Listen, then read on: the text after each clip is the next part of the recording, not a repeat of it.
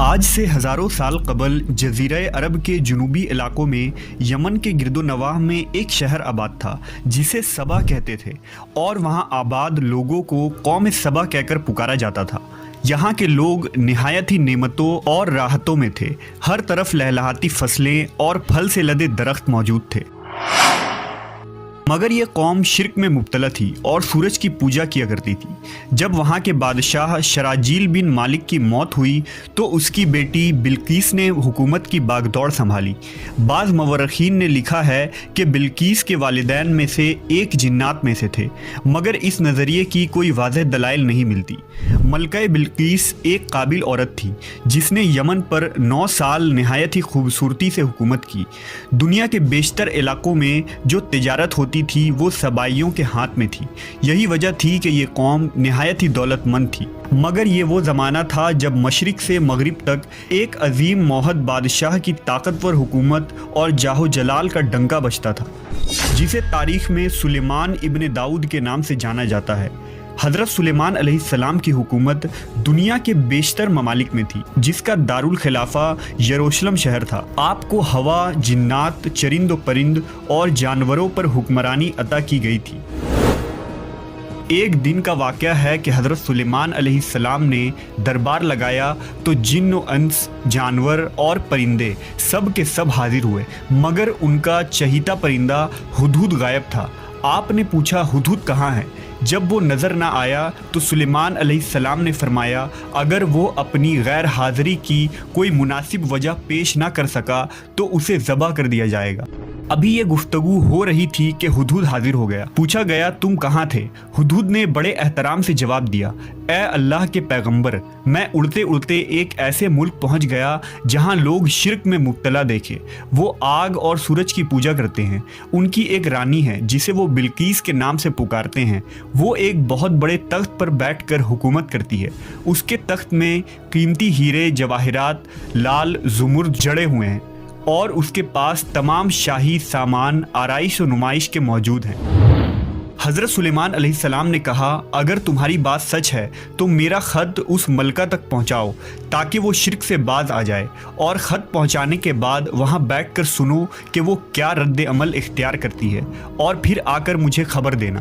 حضرت سلیمان علیہ السلام نے خط روانہ کیا، جو کچھ یوں تھا: شروع اللہ کے نام سے جو بڑا مہربان اور رحم فرمانے والا ہے۔ یہ عزت والا خط سلیمان ابن داؤد کی جانب سے ملکہ سبا بلقیس کی طرف ہے۔ جو ہدایت کی پیروی کرے اس کے لیے سلامتی ہے۔ مجھ پر غلبہ کی خواہش نہ کرو، میرے مقابلے میں سرکشی اختیار نہ کرو، بلکہ فرما بردار اور مطیع ہو کر میرے پاس آ جاؤ۔ یہ خط دراصل ملکہ سبا اور اس کی قوم کی طرف دعوت اسلام تھی۔ ہدہد نے یہ خط لے جا کر ملکہ بلقیس کی گود میں گرا دیا۔ ملکہ کے دربار میں اس وقت 300 کے قریب سردار بیٹھے تھے۔ انہوں نے جب یہ خط پڑھا تو طیش میں آ گئے اور کہا کہ یہ ہماری توہین ہے، ہمیں اس کا سخت جواب دینا چاہیے۔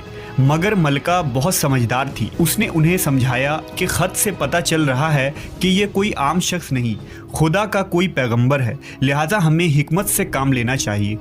اس نے کہا کہ میں حضرت سلیمان علیہ السلام کی طرف ایک تحفہ بھیجتی ہوں، اگر انہوں نے قبول کر لیا تو وہ بادشاہ ہے، میں اس سے جنگ کروں گی، لیکن اگر انہوں نے تحفہ قبول نہ کیا تو میں اس کی پیروی کروں گی کیونکہ وہ نبی ہے۔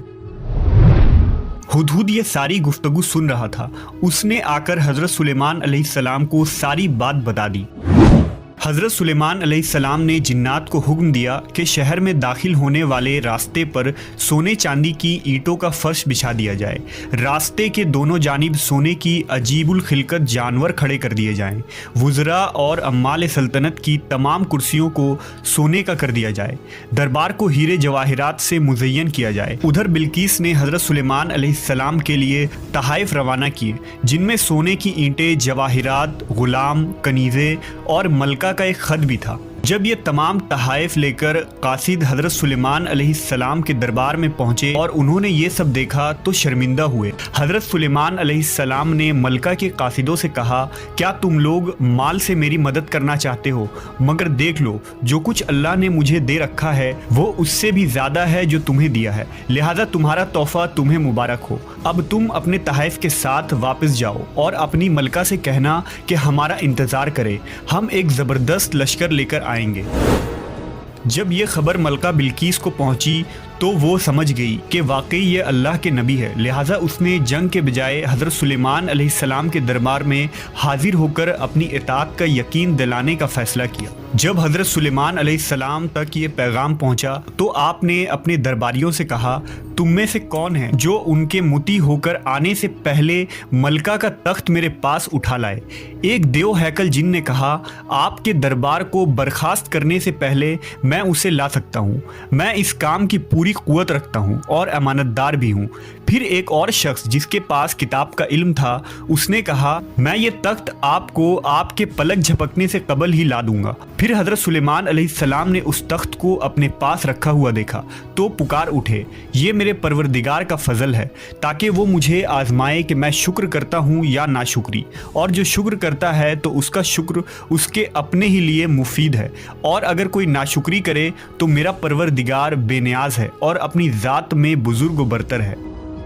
मुफस्सरीन के मुताबिक वो शख्स हज़रत सुलेमान अलैहिस्सलाम का कोई दोस्त था जिसका नाम आसिफ इब्न बरखिया बताया जाता है, और बाज़ ने लिखा कि वो आपका खालाजाद भाई था। कहा जाता है कि उस तख्त की लंबाई 80 हाथ, अर्ज 40 हाथ और ऊंचाई 30 हाथ थी। उसमें मोती, सुर्ख, याकूत, सब ज़ुमुर जड़े हुए थे। हज़रत सुलेमान अलैहिस्सलाम ने उस तख्त में रद्द बदल कर दिया और उसे पहले से भी बेहतर बना दिया। जब मलका बिल्कीस हज़रत सुलेमान अलैहिस्सलाम के दरबार में हाजिर हुई तो आपने पूछा, क्या तुम्हारा तख्त भी इसी तरह का है? उसने कहा, ये तो गोया हू बहू वही है और हमें तो पहले ही मालूम हो गया था और हम फर्मा बरदार हो चुके हैं। बिल्कीस के आने से पहले हज़रत सुलेमान अलैहिस्सलाम ने ऐसी इमारत बनाने का हुक्म दिया जिसका फ़र्श शीशे का हो, नीचे पानी जारी हो, पानी में मछलियाँ और दूसरे आबी जानवर हो। हज़रत सुलेमान अलैहिस्सलाम उस इमारत में अपने शाही तख्त पर जलवा अफरोज़ थे और शीशे के नीचे से पानी अपनी पूरी आबोताब से बह रहा था, जबकि उसके ऊपर शीशा नज़र नहीं आता था। बिल्कीस को इस महल में लाया गया। जब उसने फर्श को देखा तो समझी कि यह पानी का एक हौज़ है, लिहाजा अपनी पिंडलिया से कपड़ा उठा लिया। सुलेमान अलैहिस्सलाम ने कहा, यह तो शीशे का चिकना फर्श है।